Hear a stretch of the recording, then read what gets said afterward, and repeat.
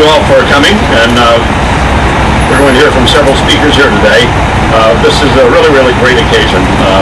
I'm Paul Farmer, the Chief Executive of the American Planning Association and our professional institute, the American Institute of Certified Planners. And on behalf of Mitchell Silver, our board president, and our entire board, I want to welcome all the speakers as well as our guests. We created this program of Great Places in America about 6 years ago because we believe that what really matters to citizens are outcomes and not so much processes. Processes of planning and processes of government need to be fair and open and transparent. But we're really about outcomes, and we're really about creating the great neighborhoods and streets and places that endure for generations, that allow many to prosper over a long period of time.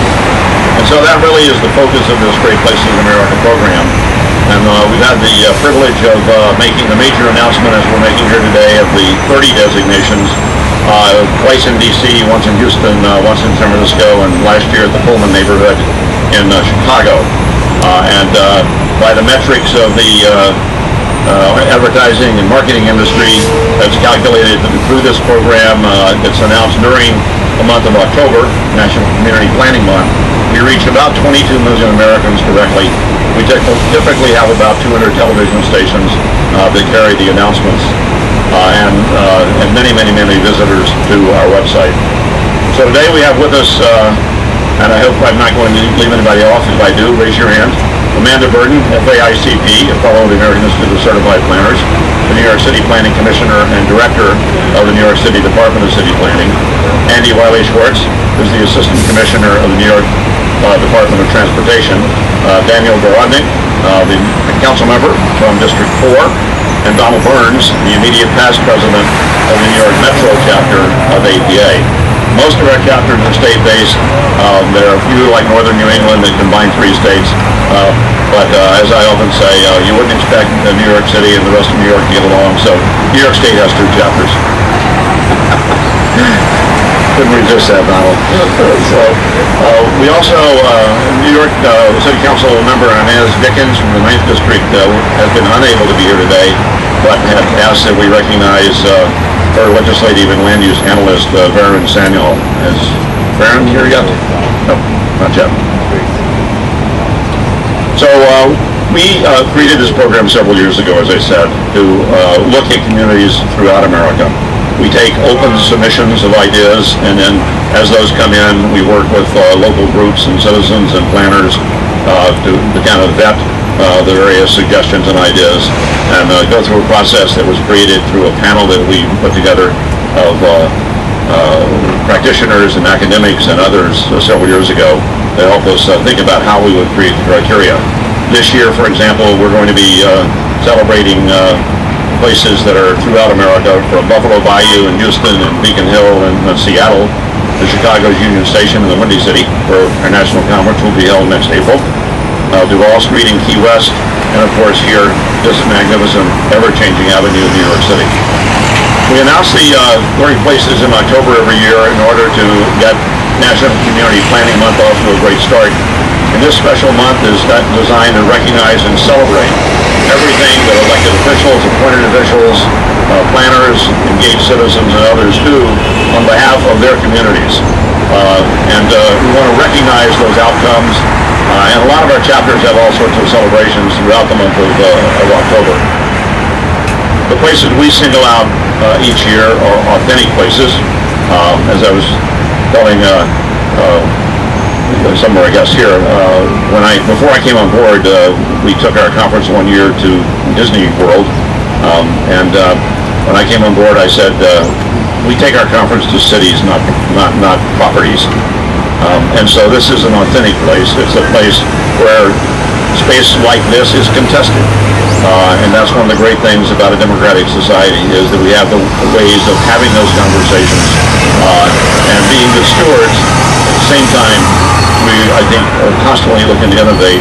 When we talked about where we ought to announce this, the 30, this was a natural.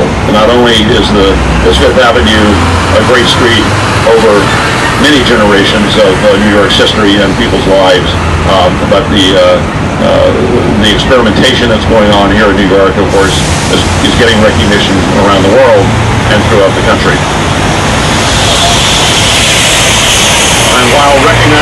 Fifth Avenue as one of this year's great streets. I would be remiss if I did not single out two other great streets for 2012 located in the Empire State. So New York's getting 3 out of 10 this year. That's not bad. Broadway in Saratoga Springs, and the state's other Wall Street. So can anyone guess where that other Wall Street is located? I know where it is. Oh, you know, you can't. You've seen the list, but it's in Kingston, New York. So those are the other 2 New York State great streets this year. Now the other 7 great streets for 2012 are Duval Street in Key West, Florida, Ward Parkway in Kansas City, Main Street in Bozeman, Montana, Shaker Boulevard, which runs through Cleveland, Shaker Heights, and Beechwood, Ohio. I was just out there a few weeks ago, and it's fantastic. Grant Street in Pittsburgh, Pennsylvania, Broad Street in Charleston, South Carolina, and Gay Street in Knoxville, Tennessee. That's our list of 10 great streets for the year.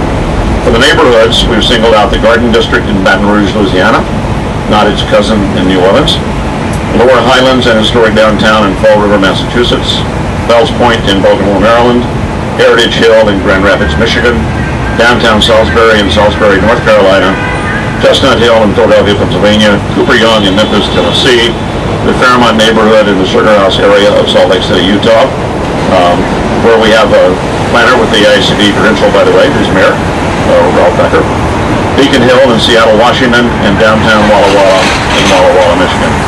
And finally, our 10 great public spaces for 2012 were Bienville Square in Mobile, Alabama, Cesar Chavez Park and Plaza in Sacramento, California, Washington Park in Denver, Colorado, both the Chicago Botanic Garden and Chicago Union Station in Chicago, Jackson Square in New Orleans, Village Green in Bar Harbor, Maine, Governor Tom McCall Waterfront Park in Portland, Oregon, formerly the site of the Waterfront Freeway, Buffalo Bayou in Houston, Texas, and Ritter Park in Huntington, West Virginia.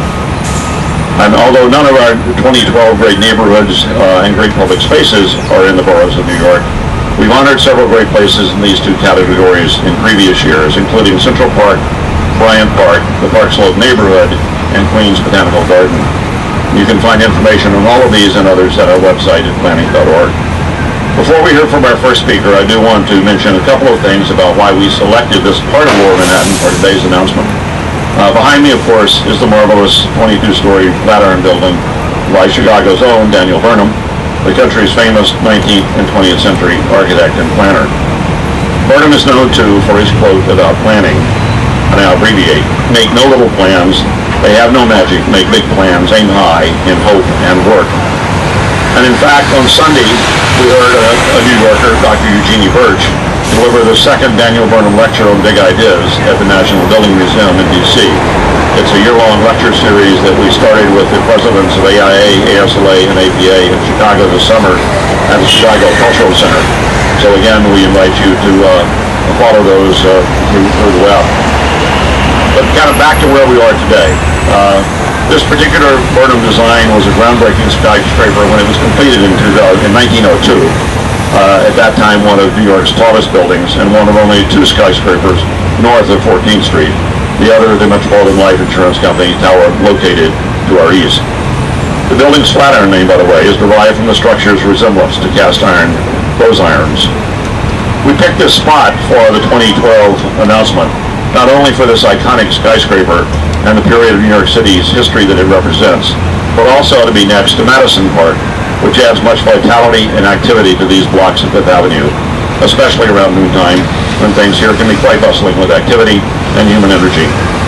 So now let's hear from Amanda Burton, a fellow of the American Institute of Certified Planners and chair of the New York City Planning Commission and director of the Department of City Planning. And again, it's a very small area up here, Amanda, so be very careful. Thank you, Paul, very much. I will protect you. So, Fifth Avenue exemplifies what makes New York a great city. With its vibrant, bustling street life, its majestic proportions, and its architecture of great distinction. This avenue stretches more than 100 blocks through 11 neighborhoods, all the way from Washington Square Park, way up to Marcus Garvey Park on 110th Street. It includes embracing some of the city's most recognized and historic destinations, including the Empire State Building, the New York Public Library, St. Patrick's Cathedral, Rockefeller Center, and the Metropolitan Museum of Art. It is indeed an iconic cultural and commercial center that continues to evolve and to keep pace with this dynamic city. I would like, from the bottom of my heart, to thank the American Planning Association for recognizing Fifth Avenue as one of this year's great streets in America. Thank you so much.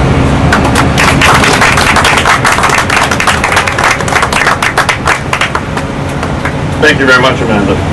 Now we'll hear from Andy Wiley-Schwartz, the Assistant Commissioner of the New York City Department of Transportation, who's representing Transportation Commissioner Jeanette Sadie-Khan, who, because of a previous commitment, did not join us here this morning. Andy? Thank you very much. Good morning, everyone.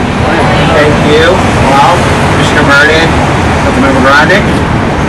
First, let me say that in New York City DOT, we believe that every single one of the city's 6,000 miles of streets has unique characteristics, something special to offer New Yorkers. We don't like to play favorites, but that said, honestly, we can think of no better street than Fifth Avenue to receive this special honor. Fifth Avenue is a world-class street in a world-class city. It has been in use in literature and Hollywood for generations, and it's easy to see why. It was downtown, it was the setting for Edith Wharton novel, some of our most luxurious mansions uptown, lined with many of the city's great cultural institutions, from the Guggenheim to the Metropolitan. I think we're all going to say all these great things that are along Fifth Avenue, and we don't necessarily even have to repeat ourselves, because there are so many. We each pick the ones we liked, and there are so many, and there are so different. It's also the host to some of our most important cultural events, the St. Patrick's Day Parade, Puerto Rican Day Parade, Martin Luther King Day Parade, and even the Easter Parade. And as a street, well, it's the backbone of Manhattan. Fifth Avenue does so much hard work for this city from an economic and quality of life perspective, as well as a transportation corridor. This historic street takes New Yorkers and visitors where they want to go. And while it connects them to the past, it's certainly not stuck in the past. It's a key connector to all these great public spaces. Commissioner Burton said, restaurants, retail, businesses, cultural attractions. The street is constantly growing and evolving and becoming more dynamic every year. And it links all these important destinations along its 6 miles, from Marcus Garvey Park to Central Park, from the Plaza Hotel to Rockefeller Center, from the library, the Bryant Park here to Madison Square Park, and the amazing Flatiron Building, and that you can see behind me, all the way down to Washington Square. And you may not know this, but Fifth Avenue carries more buses, well, you'll see them coming behind me, than any other street in the city.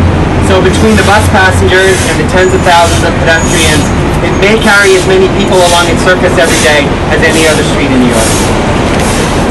In New York City DOT, we believe our streets are more than just conduits for traffic. Simply put, our streets are public spaces in their own right. City streets make up 25% of the city's land area. And right here at Flatiron Plaza, we are standing in the middle of the street. And just 5 years ago, cars were moving right through this space. And this is a great example, this plaza is a great example of a street as a public space. In 2008, we took a hard look at the traffic patterns here, which required pedestrians to cross over 100 feet of moving traffic to get from this amazing and beautiful park over to this curve of Fifth Avenue. And we saw the visitors standing on these little traffic islands to disappear now into the larger plaza, just to take pictures of the Flatiron Building. So by reworking the traffic patterns here so that the street works better and is safer for everyone, we were also able to introduce nearly an additional acre of public space to this neighborhood. This transition also introduced a dedicated curbside bike lane that continues another 10 blocks down Broadway. And while traffic now flows more smoothly, the most visible aspect of the transformation is this plaza, which I hope the council member will attest to. Both residents, visitors, and workers in this district all adore. It's one of those projects where everyone, from cab drivers to residents to cyclists to our Shake Shack regulars, are all happy about it. Can't say that about all of our projects. And now we have even more to cheer about with the addition of Italy, one of New York City's great destination retail and food establishments, which opened right here adjacent to the plaza, which we won't entirely take credit for, but we're certainly very, very happy. We played a part in it. So with DOT and with our partners here at the BID, Flatiron 23rd Street Partnership, we're particularly proud of this space and happy to have played our part in history to help make this great street that Fifth Avenue is great. Thank you very much.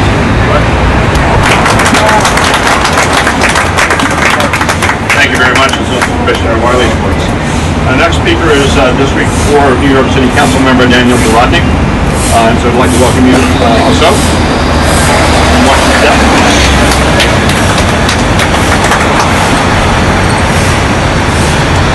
Good morning. And thank you very much, Paul, Chair Burton, and Andy Wiley-Schwartz, and Donald Burns. As you heard, I'm the councilman from District 4, which goes from 14th Street up to 97th Street.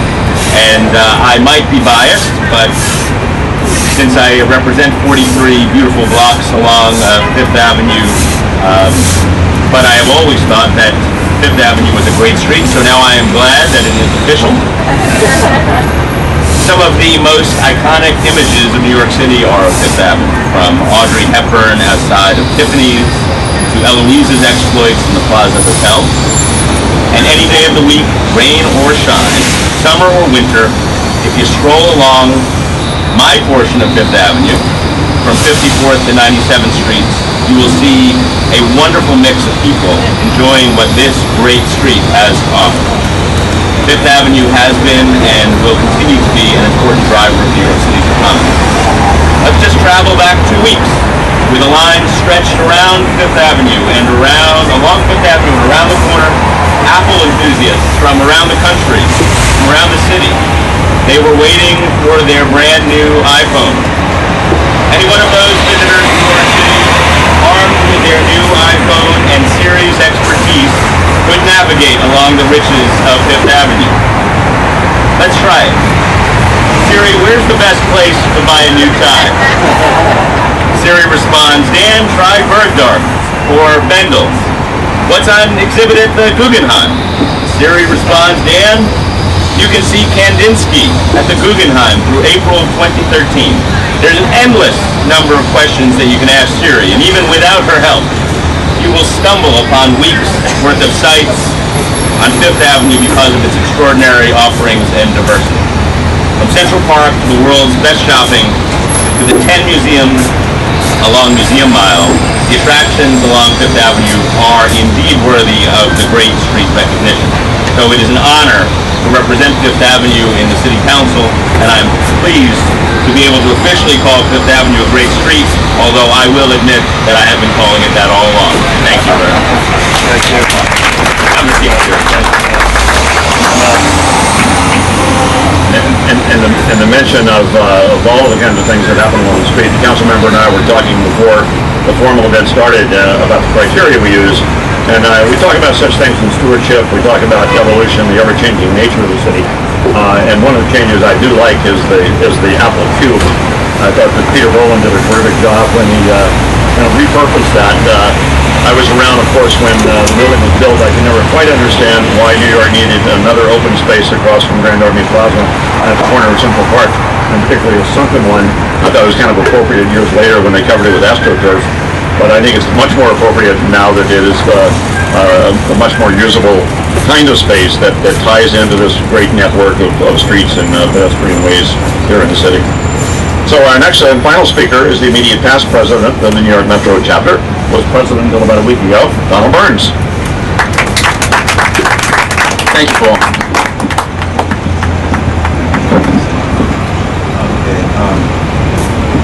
Commissioner Burton, Assistant Commissioner Schwartz, and Councilman Garodnick, thank you for coming. It's a pleasure to have you here. I'm going to give the geeky planner side of the Avenue, since everybody went to the exciting institutional parks.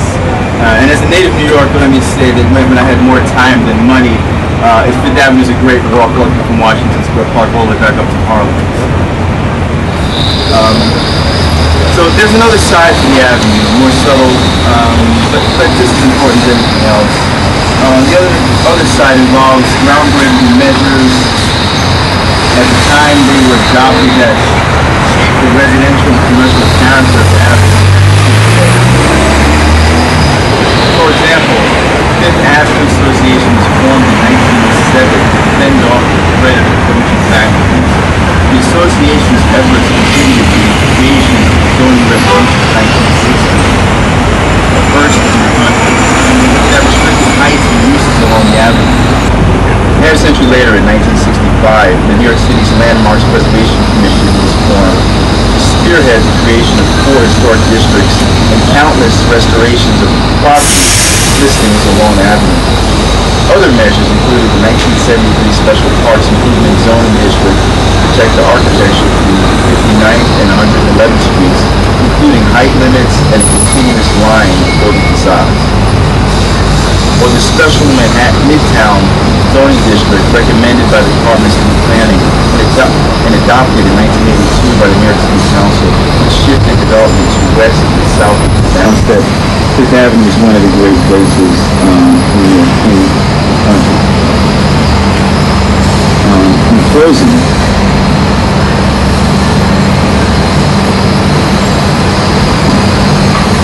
closing, Fifth Avenue is an example of what can be accomplished with careful and astute planning. And a lot of traffic. Thanks, Andy. With careful and astute planning, and it's highly deserving of the sign. Thank you very much.